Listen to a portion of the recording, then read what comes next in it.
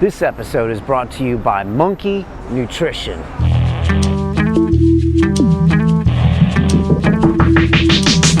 Trying to lead that charge, that's not my role. Right. Yeah. I see a lot of kids showing up in your videos, and I was just wondering, it's funny because, you know, as you get older, I find that you tend to notice kids a bit more, and I see them in my community, and like I actually mentored this kid for like a year, 4 or 5 years ago, and it was this weird instinct I had, and I did it, and it was like every week I spent 4 hours rewarding, with this kid, right? and it was super rewarding, super challenging. It was really hard because it was like it was 1 year you signed up, and it was every week, and 4 to 6 hours a week, and you can't cancel on a kid. Then he was 10, and he was like, and they're usually problem kids, you know, to get in the program. So, but I did this thing, and I noticed, so I noticed you noticing children, and it's just something I wanted to ask you about. Yes. Do you notice yourself noticing them? So I realized I'm quite a big reflector of people. If someone's like a bit off, I'll just reflect that and be like off. If someone's really open and happy, I'll just straight away, we could be like best friends. I just reflect them back quite. So if you're around quite negative people, you will just start to feel that, because you will start to get that vibe off them. Kids are the happiest, most easygoing, pure-spirited, lovely things on the planet, you know. So I just started hanging around with kids because they make me happy. Yeah. You know, they don't judge anyone.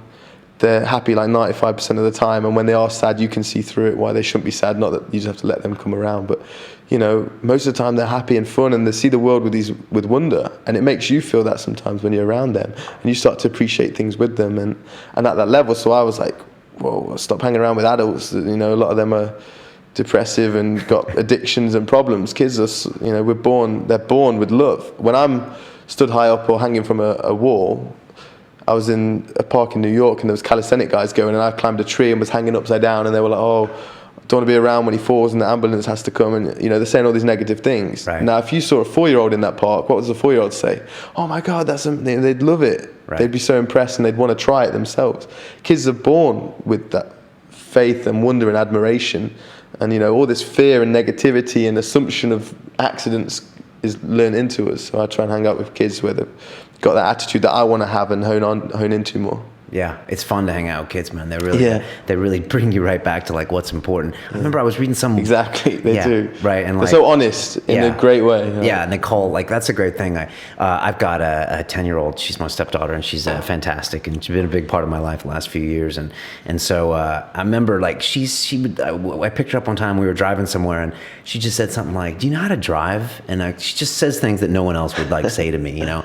And you know, just the kind of observations they make. And I remember I was reading a book one time, and they were talking about like when adults go to a party, like say it's a London event and it's a get together, you know, the first thing people need is get a drink from the bar. Yeah. And it's just like, ever look at a kid's birthday party, like a 10-year-old, like they are bouncing off the walls, you know, they just have fun, right? Yeah. And it's like, as adults, we've trained ourselves, I don't know, I guess we're just a bit more subconscious and self-conscious. We're just programmed, aren't we? We're programmed, you realize that. And then you hang out with a kid and it deprograms you a bit, because you're suddenly more present and quick to move on. It's interesting because I was climbing yesterday, rock climbing, and I was like, oh, it'd be cool if some kids were around. I'd love to take kids would love this.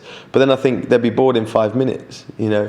So they've got that desire and wonder, quick, but then they're quick to move on. So as an adult, what you want is that same wonder and desire, but then you can be more pragmatic about it and apply yourself a bit. Okay, no, I do enjoy this. I'm going to spend a few hours working on it. Right, a little commitment. Yeah, a little more commitment that we have. Don't miss London Real. Subscribe now.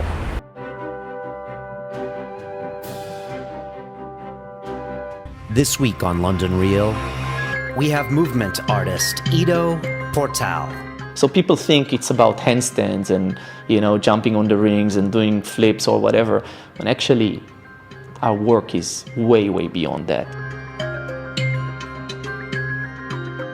It's a completely different and a huge paradigm shift in the way that you think about your practice and your movement and your body. We all have a body and we all move. We have no choice. The only question is, how well are you doing it? And most people just don't have the user manual for their own machinery. Changing your dogma takes guts. I don't believe in planning. I believe in reacting. I'm not a messiah. I'm a thinker. I'm a teacher, I'm a mover. I'm being Ido. I'm just trying to handle myself in that way and be genuine. On Sunday, London Real presents Ido Portal. Just move. Walk beside me. Don't walk behind me.